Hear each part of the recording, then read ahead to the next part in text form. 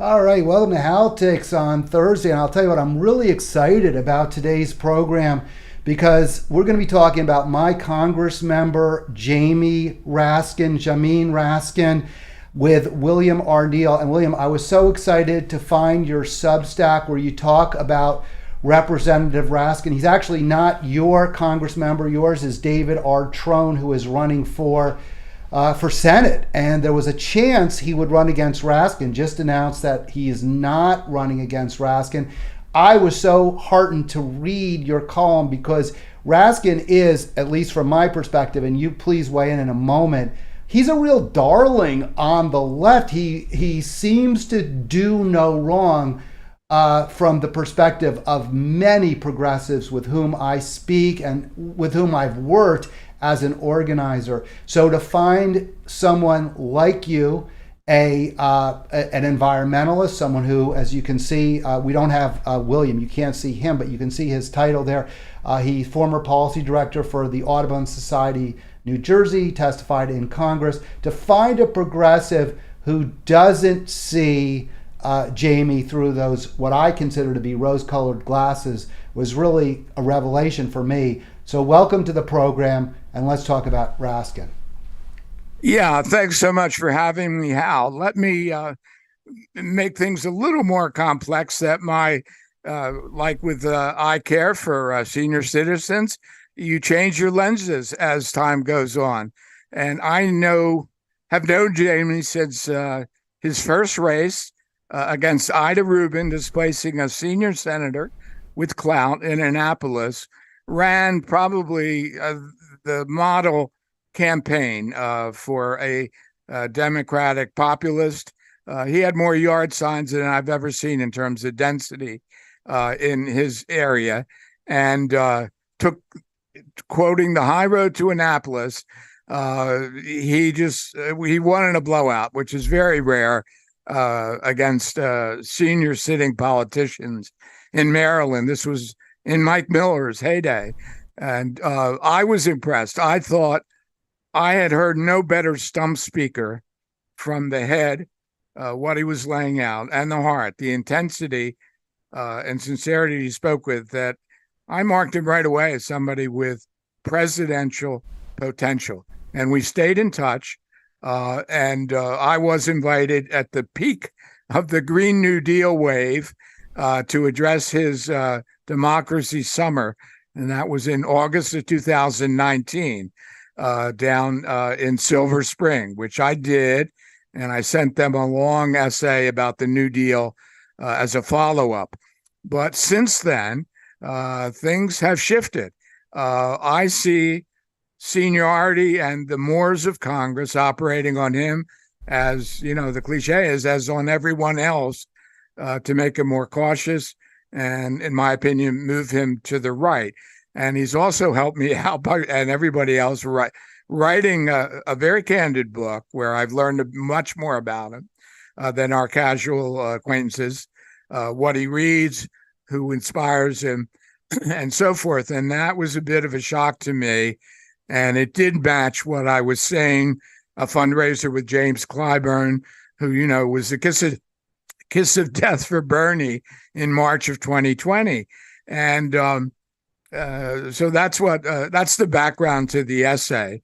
And what else has contributed to the cautions, I'm not sure. He may, on economic matters, never been as progressive as we might have imagined. But he certainly is in the hearts. I think somebody once said, everybody in Maryland says they know Jamie. So he has that touch. And I called him, I think it might have been in an update of my posting. I said, he's the very last embodiment of the Enlightenment, the rational politician, head and heart, with the head ahead of the heart. But he always had a heart. And the question is, how much of that heart gets cut out by playing inside the Democratic Party? So that's my take, contemporaneous.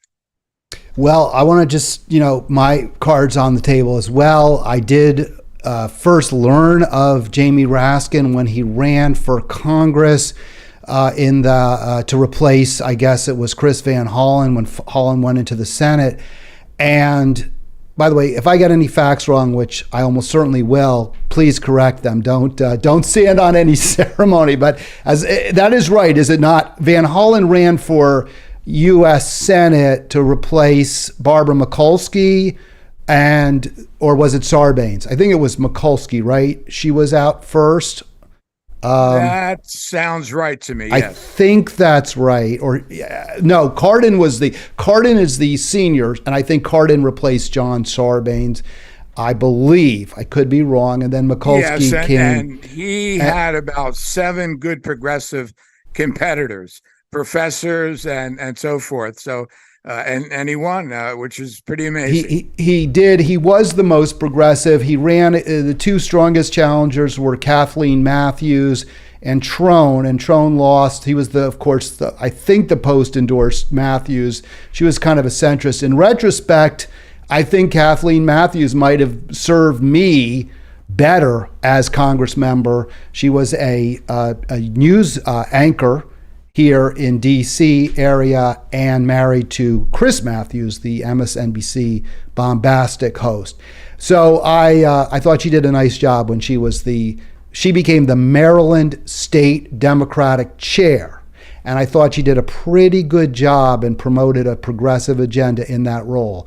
So I have some regrets that I supported Jamie. Yeah, given I'm on the record, the future. Hal. I've been writing since 2004. So in that Trone race, I very close to like 2 or 3 days before Election Day, I wrote a 1-pager endorsing Jamie, and he was grateful. I hope it made a difference.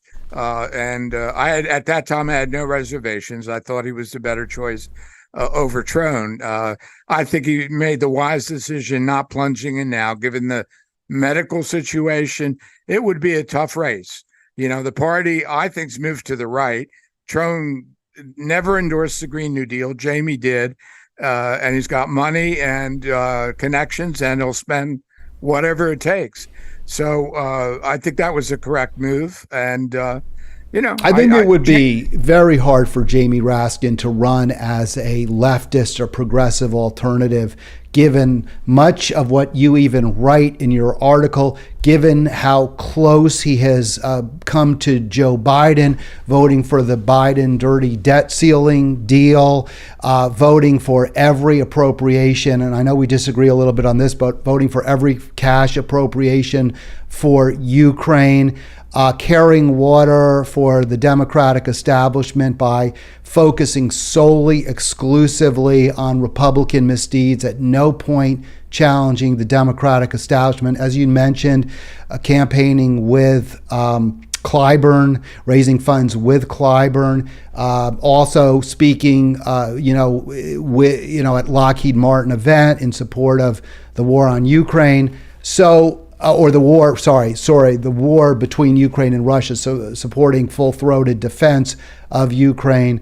So I don't know how Raskin could run to the left of Trone. He hasn't ever, while he is on record as being for Medicare for all, William, and he did, I guess, sign off on the Green New Deal, and he is in the Progressive Caucus.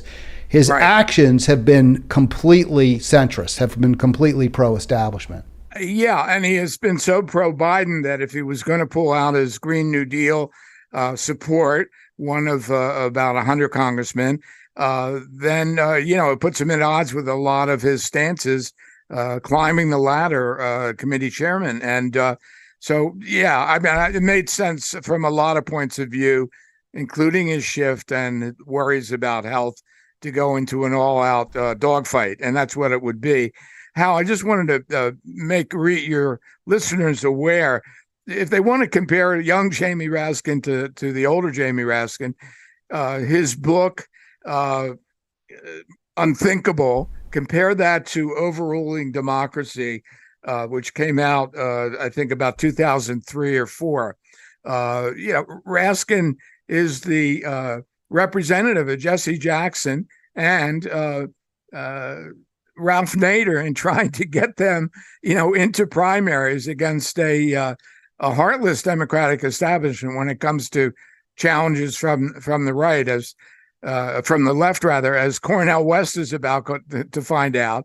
Wait till he tries to get on the ballot. So that was the young Raskin. He saw then, and let's give him credit for this, that the right had charge of interpreting the Constitution and had a unified ideological lobbying position to get that right-wing interpretation, originalism, if you want to call it that, to freeze the New Deal state and unravel it. That was in motion already, and that their controlled discipline after the 2000 contested election just show they're better organized. They know what they want, and they know how to get it as compared to the Democratic Party. And I was going to say machine, but man, is very far from. It's a broken machine. It's like a greased, it's like an ungreased, ratchety, rickety machine. And the only reason it's still running at all, I suppose, is because while the Republican machine may be in better shape in some ways, it's not a very good machine either. And it's not a machine that people like much. We're talking to William R. Neal. William is a Substacker. You can access his Substack. Just click in the description of the YouTube video you're watching now. The only place you can watch Halitics, that's what you're watching right now, is on YouTube. And in the description, I have linked to William R. Neal's Substack. So just click there if you want to read the entire article. I am showing snippets of it here. This is about Jamie R. Raskin, who I think it's R. I don't know what his middle name is. Jamie Raskin. I called Trone David R. Trone. I guess I give everyone a middle name of R, middle initial R. If you want to subscribe, please do. Please click Halitics in the bottom right corner of your screen right now if you're not already a subscriber, and also click like. So you can see the screen there. You can't see William, but you can hear him, of course, and you can see bits and pieces of the article that he has recently posted at Substack. As you said, he himself has kind of made the case, right, for Trone's candidacy by stressing the importance of the political center in defeating fascism, and noting that until recently, Trone has been closer to the center. Now it seems that they're vying right to be in the center. He did not endorse the Green New Deal, and I've met him several times. And I was pushing the Civilian Conservation Corps. It's kind of my centrist position because Trone is all in on trying to solve the overdose addiction problems, which is part, I think, a family member was caught up in. But he's not getting at the root cause. To me, it's the aimlessness, the economic wanderings of so many people. It's not just the distribution network of drugs, although that contributes. And to me, it's the demand. It's a demand side equation. People are addicted because life sucks. Because I think you use the term American carnage twice, referring both to Trump's inauguration speech in the article, which I heartily recommend. Please, if you're interested in Jamie Raskin by William Neal, the inauguration speech, and then there are echoes of it. We're going to play for you, William, in a bit, and for any viewers and listeners, Raskin using that term. But I just want to talk briefly about that run for U.S. Senate. I think it is so unfortunate that Raskin has embraced a cultural progressivism, which you note the Democratic Party is, I guess, fractured. It's fractured, but to the extent that they have any kind of real ideology, that would seem to be it. And let me see if I can show that. The best thing is just for your words to be shown.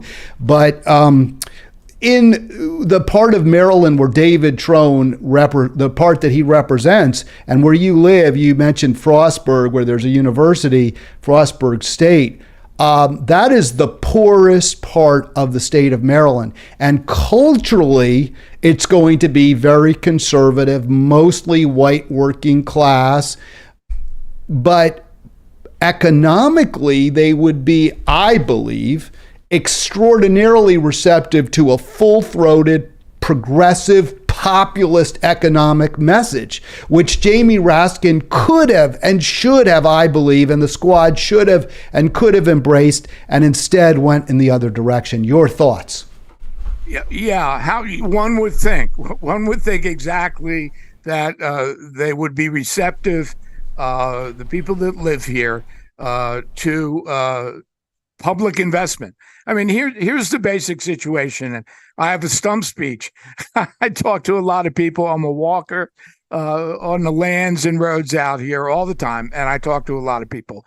And I say, look, how long are you going to wait for the private sector to come back? They deserted en masse in the 1970s. Internationally famous and American famous multinationals said, we're not interested anymore. We're going somewhere else.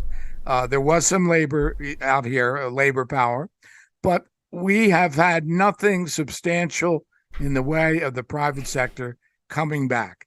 This is decades, and people that I speak to, they distinguish between the good times and the bad times in those 1970s when the major corporations left. And what does the Republican right offer?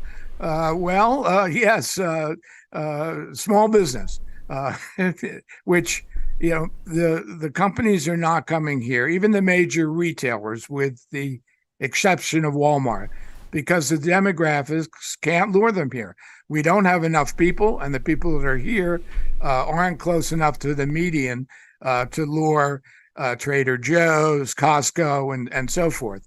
And, so it's a vicious cycle. It cries out for public investment. My idea is public banks, and a CCC, because there's a lot of repair work, human and environmental, that has to be done. There's no shortage of work to be done, but it's that terrible division in American ideology, between the private sector, all good, the public sector, all bad. Well, if that's the way you feel, when is the private sector coming back? Well, and the Democrats, see, again, I think a progressive populist message that talks about the issues that you bring up, even including a full-throated discussion of how the Green New Deal would mean jobs in Western Maryland, and to lay out exactly what those jobs would be. So, and also to support labor unions, to talk about how the free trade deals that both parties championed have been extremely harmful to rural America. And by the way, that's one of the real appeals that Trump had, right? Is that he was very critical of both parties and the free trade deals. But the Democratic Party offers these folks nothing. The Republicans, to the extent they do offer them something tangible, it's, criticize its cultural issues. It's, although, again, Trump did talk about the economy actually in a more appealing way in many ways than Hillary Clinton did. And I think that was a big reason he won. Also, he had more of a pro-peace message than she did in certain areas, saying we have to, have a better relationship with Russia. And also, he touted his opposition to the Iraq War, which was devastating to middle America. So for all those reasons, these folks have moved away from the Democratic Party. Also, their cultural conservatism, xenophobia plays a role, certainly racism, all of those factors do. The Democrats, have embraced an agenda, I think, that is designed to offend white working class voters as much as they possibly can. Much as the Republicans make the same effort when it comes to voters of color and people who may be sexually different. Yes, I can hear you. Can you hear me? Yeah, yes, I can. Yeah, a couple of follow-up comments on that. How I worry about the state of democracy out here, because I just don't see the public forums, either sponsored by the colleges, to have lectures or even the safest form of public forum. After all, I mean, Trump is a phenomenon that we've been with us since 2015 now, and he hasn't gone away. Has the college any of the colleges, political science departments, really debated the phenomena in public and offering a public service? It's just dead quiet, which means the establishment determines the ideas, and the establishment here in terms of political ideology, and it does blend directly into religious individualism and, quote, liberty. It's the pulpit and the business community, the small and medium-sized businesses, and very interesting, who owns most of the land? The old coal baron families and timber families.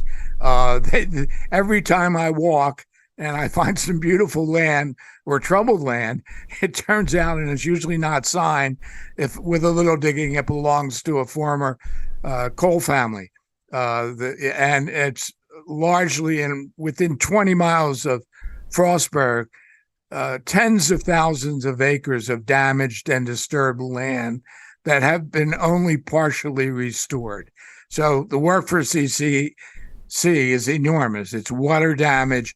It's what won't grow on land that hasn't been rehabilitated. And of course, we haven't been able to attract. Yeah. So why do you think, William, and I just want to focus also on your words. So the Democrats cannot pull together. They focus on trying to unite a disparate coalition of the non-white working class, basically of everyone else. And that effort, by the way, is costing them working class voters who are not white. So we are seeing more and more Latinos and even some African Americans moving away from the Democratic Party. My question is, why is the Democratic Party committing what I would say not only is hara-kiri, but also basically destroying our country and our world by refusing to champion poor, struggling, and working people? Why is that? And why specifically is Jamie Raskin refusing to try to unite poor, struggling, and working people against elites rather than just trying to demonize at every turn Republicans, including voters that we could and should be appealing to? Yeah, Hal, let me stress the word fragmentation and fragments, and preface that by saying the dominant ideology in America, economic, is neoliberalism. The market is always right. And I just heard, coming out of the NATO summit, that one of the conditions tossed at Ukraine is to sign up for free markets. And boy, that's going to be an interesting issue on who owns the great farmland in the future in Ukraine and who will be allowed to own it. Very sensitive topic. But getting back to the center of the Democratic Party and even parts of the progressive left are closer to the right's view of the markets doing it all. And if you dig into, without government guidance, especially, if you dig into the Biden program, tens of billions, hundreds of billions of dollars has gone into electric cars and alternative energy in the way of grants and loans, with no percentage coming back to the loaner, which is the taxpayer and the government. It's all gone out the window. There's no planning for what everybody says we have to do, which is create a new, very expensive grid to handle all this demand for electricity. So there's no planning. There's no quid pro quo. We loan you the money and you give us 10% back from your profits or anything like that. And the Democratic Party, to keep itself together, has to make gestures to the fragments that I listed, which leads to the wokeness. And many of these causes are worthy and substantial, but they all contribute to the inability. As a public speaker, I know from experience, what do you say that bridges the common denominator to all those groups with intensely specific focus, women's groups, LGBT the Black community, the Hispanic community focused on the whole immigration issue. And my answer for 25, 30 years now, since I've been writing seriously, has been my headline for Substack, Second Bill of Rights Green, the universals that will get at the largest common denominator for people, better education, the housing disaster, which is part of the carnage picture, to be sure, in rural red state America, and the right to a job and the right to medical care. FDR listed 8 rights. I think if we stick to the right to a job, education, housing, and what's missing, of course, is why I have the word green in there, is addressing the climate crisis, which essentially the business community and the Republican right are assuring us is going to cause unknown damage, and is already. Right. We're already in the 6th grade extinction. It is the Anthropocene age. I mean, it's the hottest days ever recorded. I spent so much time grappling. I mean, just as a speaker or a writer, how do you phrase things to appeal to the broad Democratic constituency? Let's answer, in Jamie Raskin's career, I believe, it's been built on the success. He was the major legislative backer of gay rights in Annapolis, ahead of its time, and he took some risks on that, even in his first race. But I think cultural issues have been ahead of economic issues, and I question whether Montgomery County can understand the carnage in red rural America. Trump was wrong. It's not universal, but it's very, very widespread in small town, rural America. It's just an American problem, and we are not solving it. And the people know it, and it makes politics sound, give me the person that best expresses our pain. And that's not Hillary Clinton. And I don't think it's Jamie Raskin right now. And I hate to say it, Trump's done a better job, and it's what a comment on democracy. Well, it's so frustrating too for me because it seems impossible, and this is where I was going to say frustrating. Raskin talks about fascism a lot, and he accuses the Republicans of fascism, but he's and I can't believe he's not intelligent enough to understand this.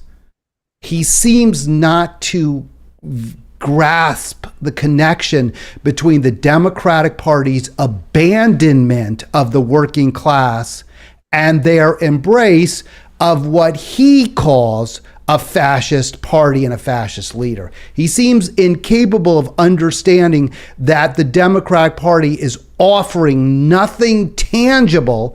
In fact, it's offering less than the Republican Party to the working class. And I would think he would understand that when people are desperate, when people, or just they see themselves in decline, they will grasp anything as, the term carnage would, when they see themselves in carnage or approaching it or drowning, they're going to grab any life preserver, no matter how foul they might view it under other circumstances. Yeah, and that's exactly the great irony for democracy is that if we all remember back to our civics teachers, and I had some very good ones back in New Jersey, in parochial school for 7 years, and then public schools for junior high and high school. I mean, Trump is the antithesis of everything that American civics taught in the 50s and 60s in terms, especially of character, and his whole public demeanor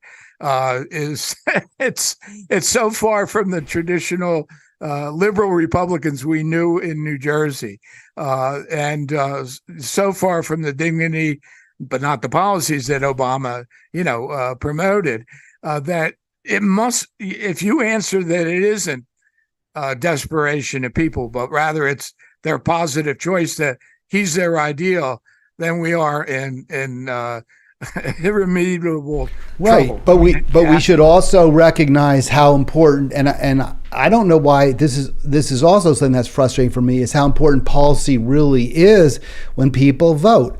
Several studies after the 2016 election showed that Trump won in significant part because of his opposition, his consistent opposition to quote free unquote trade. He talked over and over and over about how we were hemorrhaging jobs. That was the American carnage. It was all going overseas. And frankly, he was right. He also talked about war, endless war, and how devastating it had been. He promised to get us out of these foreign wars. And that also did appeal to people in many of those purple counties, especially in what's, I call it the heartland. Some people think, you shouldn't call it the heartland because that's being, dismissive of other places. Well, the center of the country, where the heart in our body is, Wisconsin, Minnesota, those states, Michigan had Pennsylvania, disproportionate number of families very negatively impacted by the Middle East wars that George W. Bush embroiled us in based on lies, and that in many cases actually Obama exacerbated. Right? I mean, he did pull us out of Iraq at first, but then we went back in. He pivoted to Afghanistan, which proved to be a complete disaster, as we now know, and turned Libya into a terrorist training zone with the strong support of Hillary Clinton.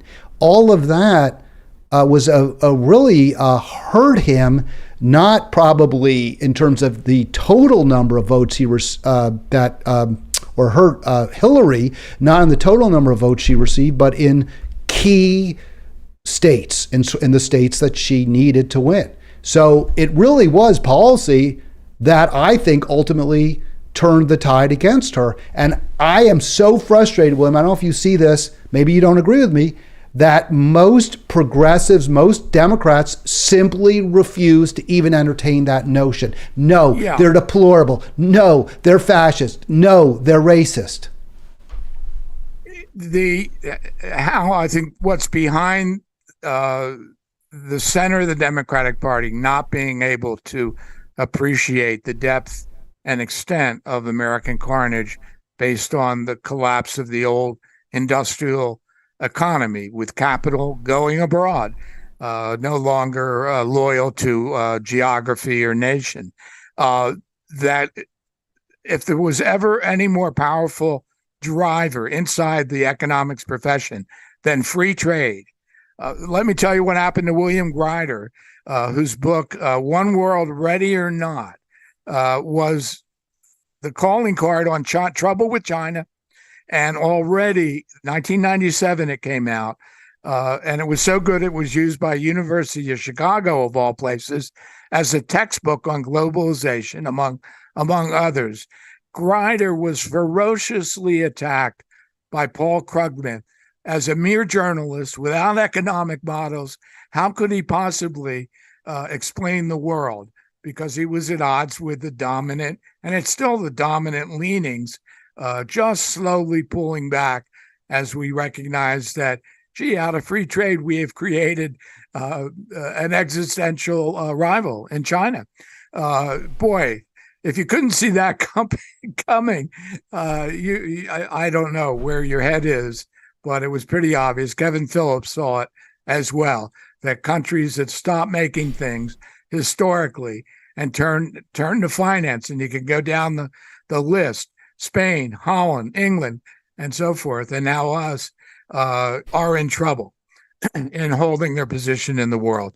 And so they just can't get off of it. And now they're worried in Ukraine about, the internal politics, as if we did not have an oligarchical corruption problem. Right. Yes. I mean, that's such a great point too. The arrogance that we get to tell other countries how they're supposed to live and push them around like we've got some sort of ideal model here. The cluster bombs that Biden just approved, most countries have banned them. We have not.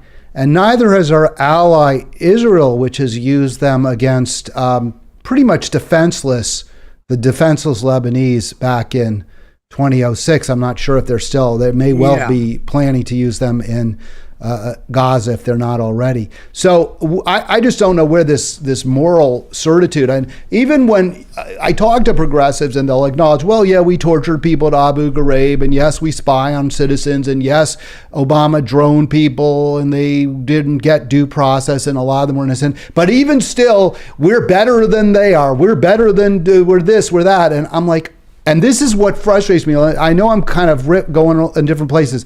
And by the way, let me just quickly digress. Halitics, that's what you're watching.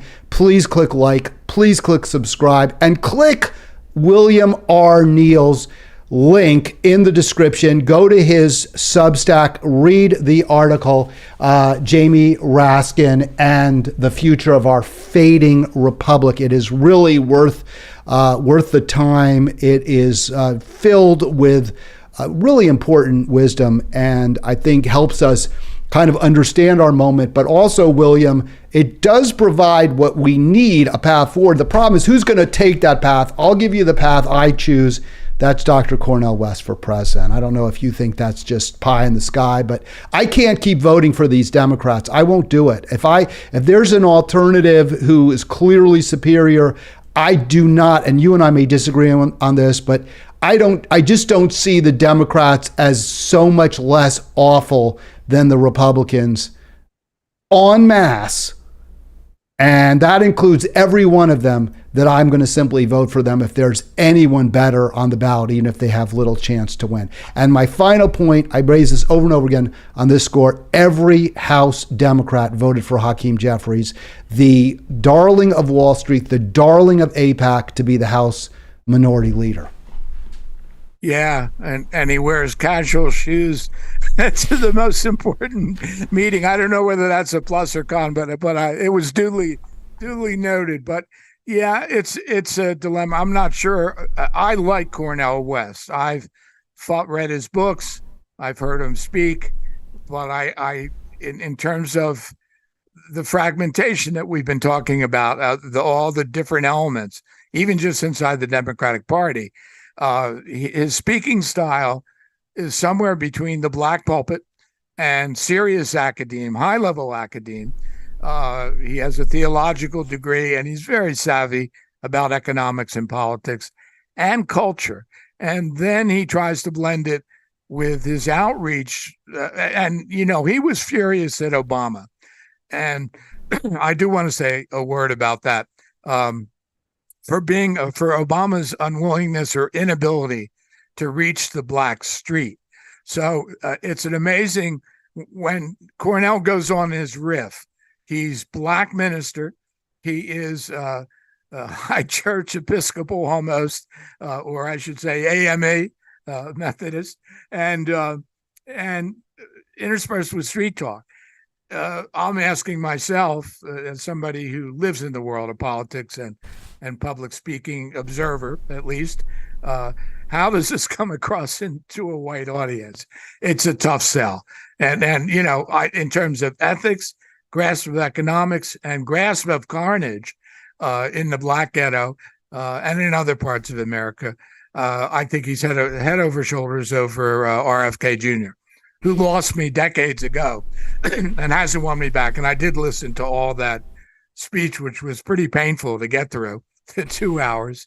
Some good elements, no question, but West is head and shoulders above him. But I think there's a libertarian aspect to RFK Jr. that I find off-putting. He does seem to embrace strange ideas like crypto as somehow a currency of the masses, which is, I just think that's ludicrous. I think that reflects a complete ignorance of basic economics. I don't find his anti-vax views as offensive as some do, but they don't really appeal to me particularly either. I understand why they do appeal to others. They're not the deal breaker for me that some of the other views he is, to my way of thinking, or from what I've heard, not full-throated in support of Medicare for all. So and he's also raised some troubling questions about whether he really gets the existential threat of climate crisis. So I don't see him as a good choice. I do think the point about Dr. West speaking South thing is very interesting. But my rebuttal to what you say and why I think ultimately we may come down different sides on that is I do think, and against what so many others believe, I think policy ultimately is most important, and it's most important to most voters. And even if he's talking in a black, traditional preacher style, I think what white working class voters are going to hear is healthcare. I'm going to get healthcare if he's president. Jobs. He's going to focus on jobs in my community. I hope that's what they hear. Obviously, not all of them will hear that, but I think some will.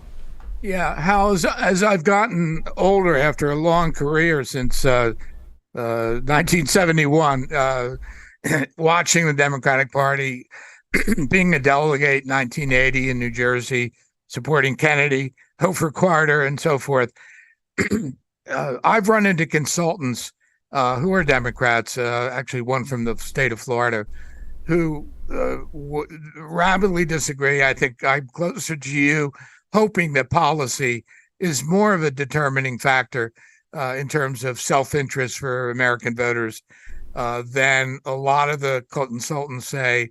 It's an unspoken emotional gut reaction to candidates on part of the voters that determine it. And if you think about Reagan, that's a very ideological man who presented it in the nicest, sweetest butter form. And voters went for that. As Carter was the policy wonk, but there was no unity and there was no clarity. He didn't govern well, decisively. And Reagan's confidence and simplicity won the day. But I think the emotional appeal was, projecting America's back. Things are better. I'm going to make them better. And so it was heavily on the emotional, not the policy realm. Well, we can argue about that, but no, I think that's fair. I think that's a good counterexample. I mean, obviously, both are important. Yeah, both are relevant. I do want to plug. It's the book that I go to in times when democracy is in trouble.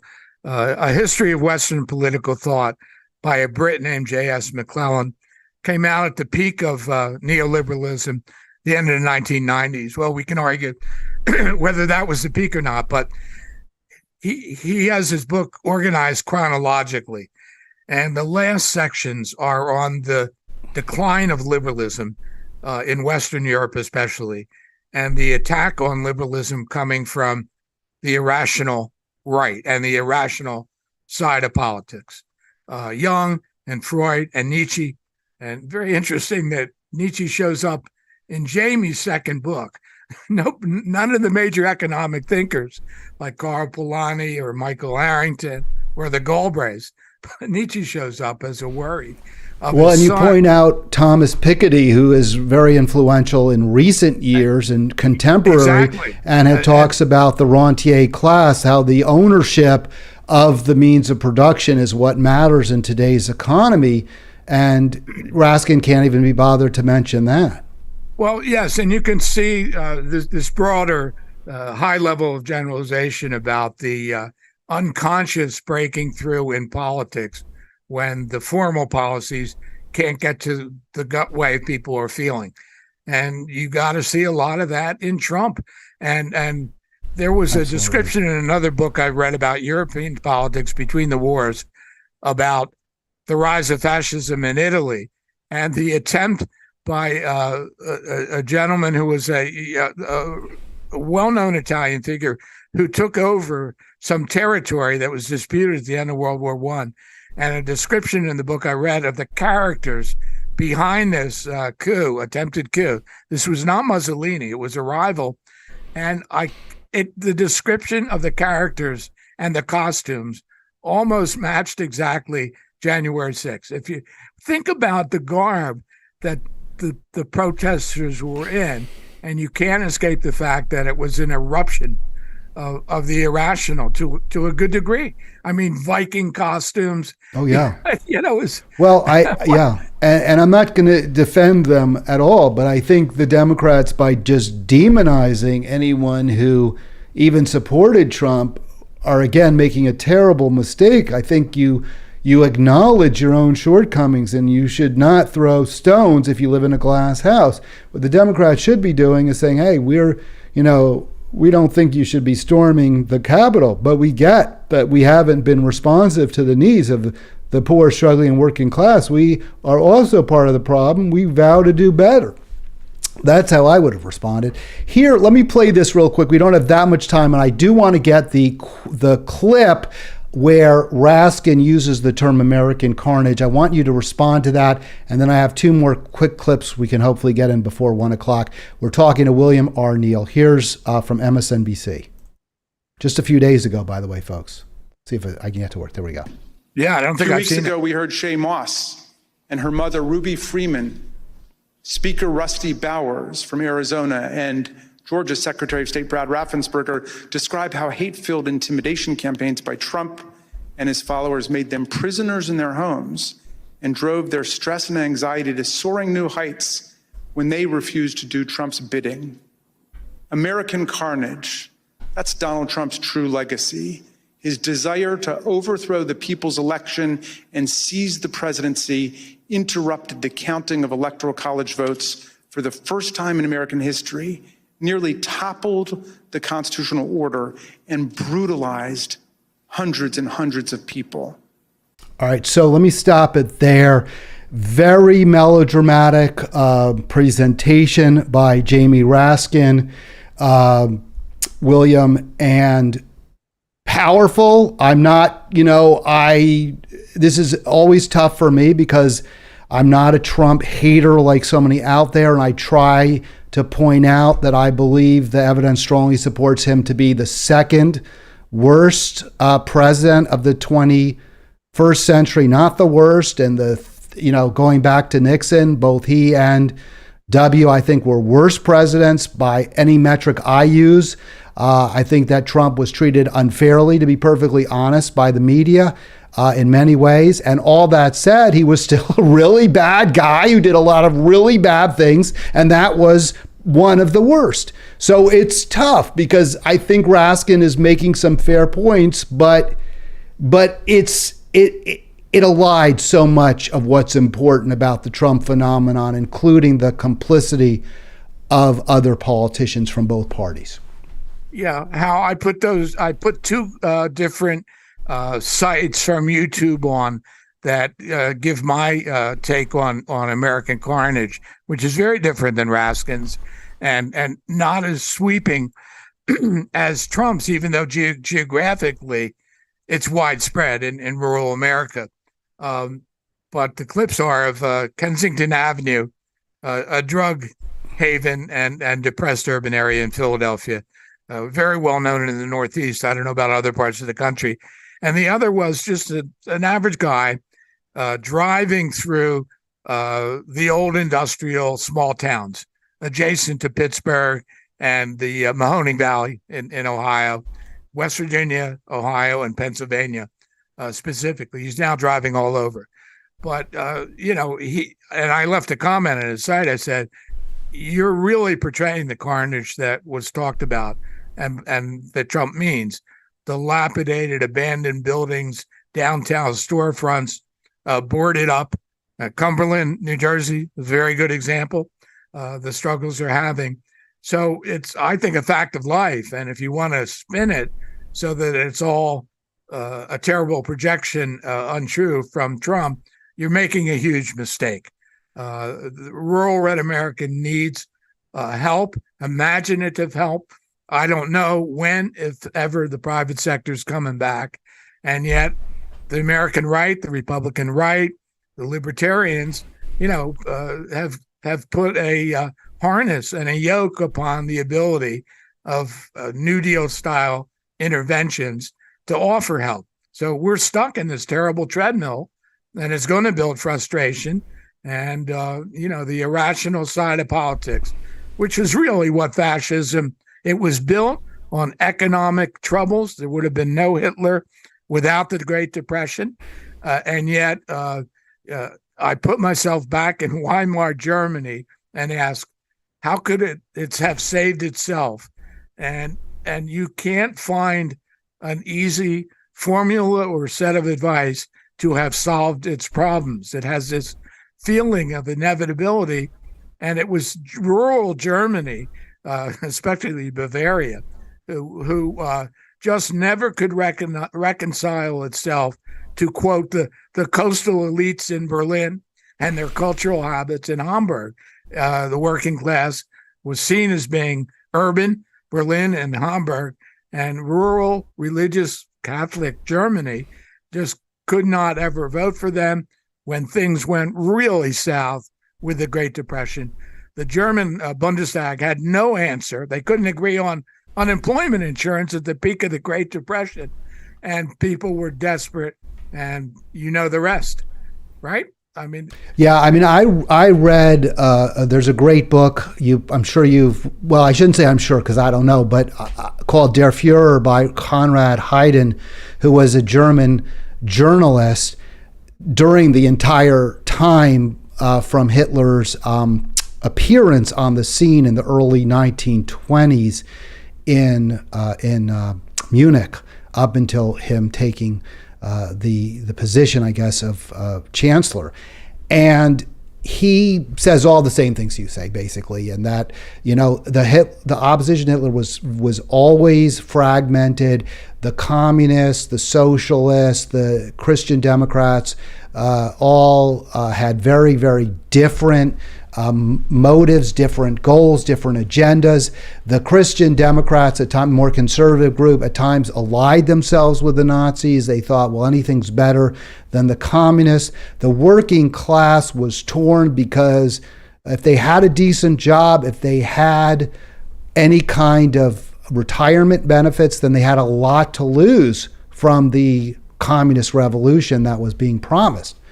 So there was no center. There just wasn't. There was no representation of the broad working class, lower middle class to middle class. And of course, the small shopkeepers and peasants were the most conservative elements. That's exactly right. And I tell people, if growing up on the left in America, you always were driven to study the Weimar as the horror story and how to prevent it in the future. And what you said about the German center, I think, is a good answer to Jamie Raskin's faith that the way to stop the far right is by the center. The German center in the Bundestag could not produce the legislation necessary to ease the pain. And right. Boy, are we close to that situation. Well, and that's my answer to the squad as well, that all in, AOC endorsing Biden, is that you have failed. You have failed to respond to the debt that students will face for the rest of their lives. You have failed to respond to housing costs that are simply make owning a home a mirage for many, many millions of Americans. You have failed to respond to the ever-increasing cost of health care and the dirtier air and hotter temperatures and all the offshoring of jobs. You have failed to do that, and you're embracing a president who has failed to do that. Hal, you took the words right out of my mouth. And what I was going to say is both Trump and Biden make much out of their spectacular, in historical terms, low unemployment rates. But that statistic is telling you, and you just made the list, less about American life. Because if you have it, just because you have a job, doesn't mean you have a good life for all the reasons, the costs, uncontrolled costs of the basics, especially housing, but health insurance as well, childcare. That's the trouble. You're putting too much faith in a statistic. By the way, what are the wages? What are the benefits? And how do you meet that whole list that you ran through? It tells you less, I think, than it ever has about the mood of the public. William R. Neal with us just a few more minutes. He is a Substacker. He is a policy guy from the Audubon Society in New Jersey. He's a great writer. Click on the link so you can read his latest piece at Substacker. All the pieces go back in time, but the latest is what we're discussing on that. Well, there he is, Jamie Raskin. So I got a couple more frustrations. Maybe we won't get to these clips. I actually do want to play one more clip before we go. I actually want to play a clip from him. But before we do that, I have so much difficulty. I don't know if you face this, but I'm going to use you as my analyst, William. I am frankly often depressed. I am frankly in despair for many reasons. Significantly, the fate of the earth. But that sounds so broad. But let me give you a more specific. I am also depressed at my inability, my failure, as I see it, to reach many who I think have the exact same policy goals that I do. Medicare for all, guaranteed health care for all, affordable housing, good jobs. I boil it down to this. Everyone has enough and no one has too much. And I cannot persuade people that the ultimate enemy is not the man whose face you see on the screen. It is, as you've said, it's a neoliberal ideology, it's a polity that we live in now, where the needs of the great American majority are simply irrelevant to the leadership class, and I cannot communicate that to people. Yeah, well, Hal, I'll speak as your analyst. I've shared these. We have to admit on the left that the cresting of the Bernie campaign so abruptly hit a wall in March of 2020 in South Carolina. And the Democratic Party said, we're not going anywhere with Bernie and his ideas.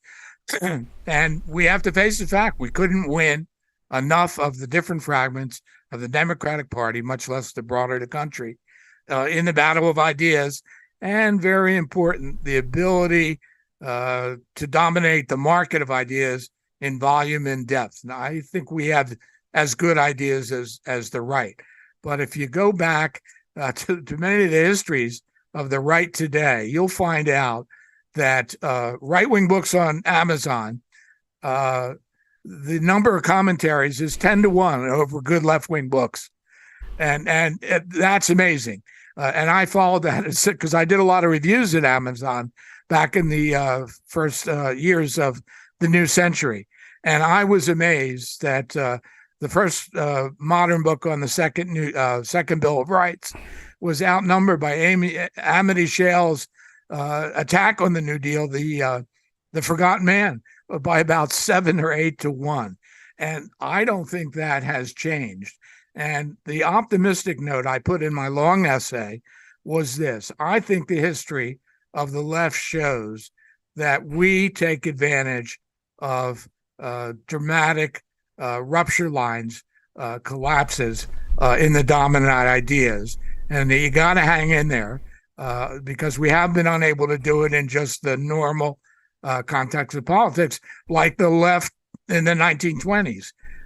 And who knows what climate or a great economic crisis is going to bring us. We've come close 3 times now since 2008 that without the Federal Reserve's very complex interventions, we would have been looking at 1929 to 32. And so there it is. I mean, I don't know how optimistic that sounds, but we've never it just seems we're not united even on the left in support of policy goals, right? It's like we on the left, and I shouldn't include myself, but on the left, we were talking about emotion and versus policy. I think on the left, I'm seeing the same exact dynamic, right? It's the personalities, it's the emotional response that people have that overcomes the rational part of their brain. And let me just play this clip here, because to me, when I hear this, I'm like, this guy this guy's the one I would vote for. And settled. It'll be over. It'll be absolutely over. Do you want Ukraine to win this war? I don't think in terms of winning and losing. I think in terms of getting it settled so we stop killing all these people and breaking down this country. Now, all right, and I'll stop it there because let me play a little more of that. Follow up on that. You said you don't think in terms of winning and losing. Mr. President, can I just follow up on that because that's a really important statement that you just made there. Can you say if you want Ukraine or Russia to win this war? I want everybody to stop dying. They're dying. Russians and Ukrainians. I want them to stop dying. All right, there are so many reasons not to vote for Donald Trump, William, but I have not heard a Democrat come anywhere close to that level of clarity when it comes to, endless war, which Democrats seem to support just as much or more than Republicans. And my final comment, then you get the last word, then we all go home. Trump actually laid out, it wasn't just the pablum, I want people to stop dying. I mean, it sounds good. I like it because that's what I want. But he did say, hey, I'd get them in a room. I'd get Putin and Zelensky in a room, and I'd say, you guys talk this out. We've got to stop the killing. And frankly, that is the solution. If the United States would promote, push, urge, cajole, use, because we're the hegemon. China is up there, but we're still the hegemon. We push it. We could broker peace. And the response by Jamie Raskin and by Joe Biden is to send cluster bombs. So what do we do here? What do we do under these circumstances when the guy who talks peace is also the fascist who really would take over government if he were a little bit less feckless? Yeah, Hal, I think we need an hour on Ukraine, but let me say this, that based on what Trump just said, had he been able, or President Biden been able to do that in the months before the invasion, because we knew the Russians were on the border, we knew 3 or 4 months in advance. And what did Biden say? Don't take too big a slice. He didn't say it. It was unbelievable to have said that given the context. So had there been an effort to do that, or my alternative was send Western NATO troops, even small contingents, to the center of Ukraine prior to the Russians crossing the border, I believe it would be an entirely different story. It's not going to get settled now by Trump's tactics. Too much blood, too many horrible things. Well, no, it could be, but the Ukrainians will have to accept losing some territory. And I don't know whether you demilitarize it or what, but that would have to be. But I think and it's not my land, I get it, but this is the whole area is turned into, it's like World War II all over again in that region. And that region was the most harmed by World War II of the entire world. I agree. And Timothy Snyder has been talking about it, and his Bloodlands tell people what happened in that region under Stalin and under Hitler. It's a ghastly story, and it's on the memories of living Ukrainians. No question. William R. Neal, thank you so much for joining me. What an honor, what a pleasure.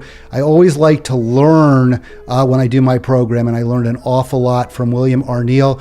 You can check him out on Substack. Have a great afternoon or whatever time it is when you're watching this program, and I'll be back tomorrow for the free-for-all.